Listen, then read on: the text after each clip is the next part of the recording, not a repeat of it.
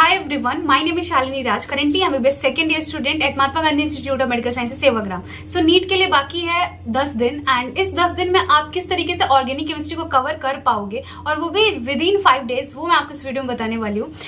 देखो ऑर्गेनिक में जो 60 नंबर के क्वेश्चंस आते हैं, लेकिन अभी जो बाकी के 10 दिन बचे इसमें हम 60 में 60 तो स्कोर नहीं कर सकते, बट अभी भी हम चाहे तो 60 में से कम 40 नंबर जरूर स्कोर कर पाएंगे. तो इस 40 मार्क्स तक पहुंचने के लिए हमें क्या करना पड़ेगा वो मैं तुमको इस वीडियो में बताने वाली हूँ. एंड बहुत सारे लोग अभी पैनिक हो रहे हैं कि ऑर्गेनिक केमिस्ट्री दीदी नहीं समझ में आती है, किस तरीके से कवर होगा एंड हम कैसे ऑर्गेनिक में 60 में से कम 30-40 नंबर भी स्कोर कर पाए.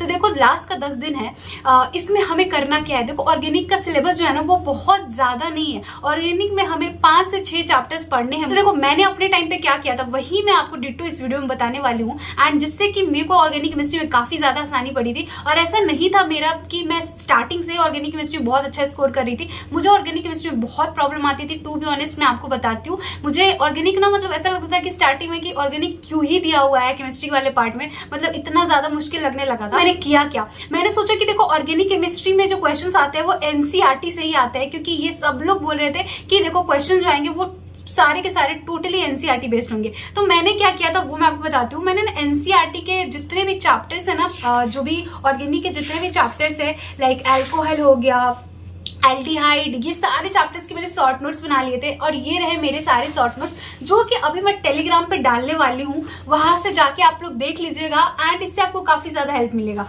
तो ये मेरा अल्कोहल एंड अल्डिहाइड वाला जो चैप्टर है उसके शॉर्ट नोट्स है. इसके अलावा अमाइंस वाले चैप्टर के भी शॉर्ट नोट्स थे, बट यहाँ पे अभी नहीं मिल रहे हैं मुझे हॉस्टल में. शायद हो सकता है वो मेरा घर पे ही छूट गया हो. तो जो मेरे पास अभी अवेलेबल है वो मैं अभी टेलीग्राम पे डालने वाली हूँ. कैसे आप 5 दिन में अभी ऑर्गेनिक केमिस्ट्री को कंप्लीट कर सकते हो एंड प्रैक्टिस भी कर सकते हो बाकी बचे हुए 5 दिन में. देखो ऑर्गेनिक में सबसे पहला चैप्टर जो है वो जीओसी है, जो कि मेन बेसिक मतलब चैप्टर है जहां से पूरा फ्रेमवर्क बनता है ऑर्गेनिक केमिस्ट्री का. अगर वो समझ में नहीं आया ना तो आगे का कोई भी चैप्टर समझ में नहीं आएगा. तो जीओसी को कैसे हम कंप्लीट करेंगे, तो देखो सबसे पहले जीओसी का जो इंपॉर्टेंट पॉइंट है ना, जहां से हर साल क्वेश्चन आते हैं, वो मैं बताती हूँ एंड वही आपको सबसे ज्यादा रिवाइज करके सबसे अच्छे से कंप्लीट करके जाना है.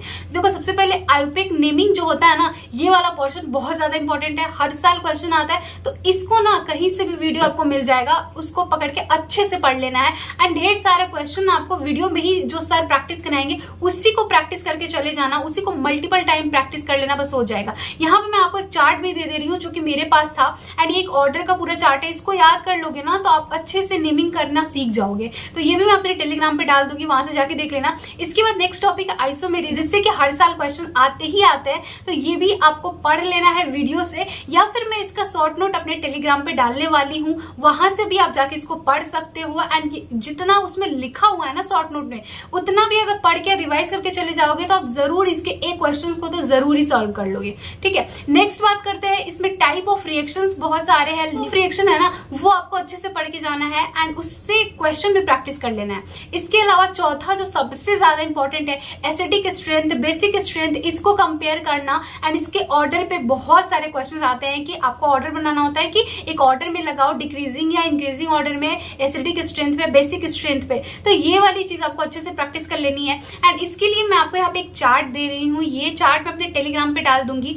इसको बस अच्छे से पढ़ लेना. इस एक पेज को अच्छे से पढ़ लोगे ना तो आपका ये पूरा चीज क्लियर हो जाएगा. एंड इसमें जितना कुछ दिया हुआ है ना, जितना ऑर्डर दिया हुआ है, उसको अगर रिवाइज करके चले जाते हो तो इतने में ही आपका काम बन जाएगा, क्योंकि क्वेश्चंस लगभग इसी के आसपास आते हैं नीट एग्जाम में. ठीक है, तो जीओसी में इतना ही करना है आपको. ये जो 4 टॉपिक मैंने आपको बताया ना, ये बहुत ज्यादा इंपॉर्टेंट है एंड इससे हर साल क्वेश्चन आते हैं. तो जीओसी में इतना कर लेना, इतना भी कर लोगे तो जरूर आपका मतलब मान लो 4-5 क्वेश्चन अगर जीओसी से आ रहा है ना तो 2-3 तो जरूर सही हो जाएगा. अब नेक्स्ट बात करते हैं अल्कोहल वाला जो चैप्टर है, वो काफी ज्यादा उससे क्वेश्चंस आते हैं.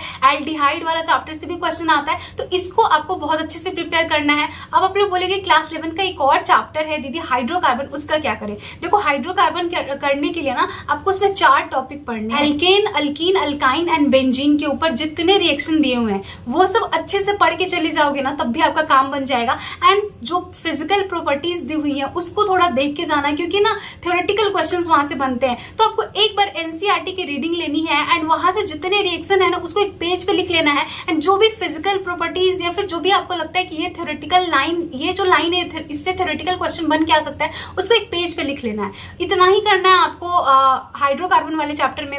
अगर इतना भी मेहनत अगर आप एनसीईआरटी खोल के नहीं करना चाहते हो ना, तो आपको एक वीडियो उठा लेना जिसमें कि शॉर्ट में हाइड्रोकार्बन को पढ़ाया हुआ होगा, जो कि मान लो कि 3-4 घंटे में हाइड्रोकार्बन को कंप्लीट किया हुआ है, तो वो पढ़ लेना। उतने में ही मतलब उसको पढ़ के एंड उसका जो नोट्स है ना उसको अच्छे से रिवाइज करके चले जाओगे तो भी हो जाएगा हाइड्रोकार्बन का काम।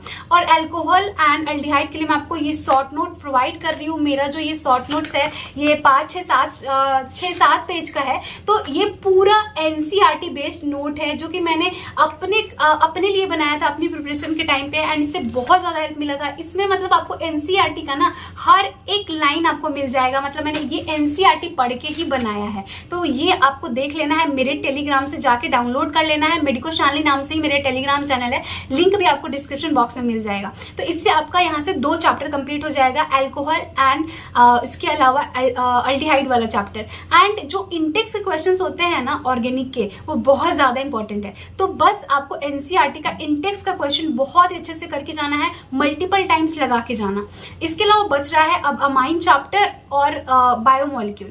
देखो अमाइन चैप्टर जो है ना वो काफी ज्यादा इजी चैप्टर है। वीडियो से आपको अमाइन चैप्टर कंप्लीट कर लेना है। एंड मैंने बायोमोलिक्यूल का खुद का अपना शॉर्ट नोट्स, एनसीईआरटी का जो शॉर्ट नोट्स है वो अपने टेलीग्राम पे अपलोड कर दिया है, तो वहां से आप बायोमोलिक्यूल को कंप्लीट कर सकते हो। तो देखो यही सारी चीजें करनी है। इससे 60 में 40 तो स्कोर कर ही लोगे अगर इतना सब कुछ कंप्लीट करके जाते हो। तो सबसे ज्यादा जो मेजर चंक बनाता है ना वो एल्डिहाइड एंड अल्कोहल वाला एंड इसके अलावा जीओसी वाला पार्ट बनाता है। तो उसके लिए मैंने आपको हर चीज बता दिया है एंड मैंने अपने टेलीग्राम पे हर एक चीज अपलोड कर दिया है, तो वो वहां से जाके देख लेना। एंड एनसीईआरटी के इंटेक्स के क्वेश्चंस को जरूर सॉल्व कर लेना।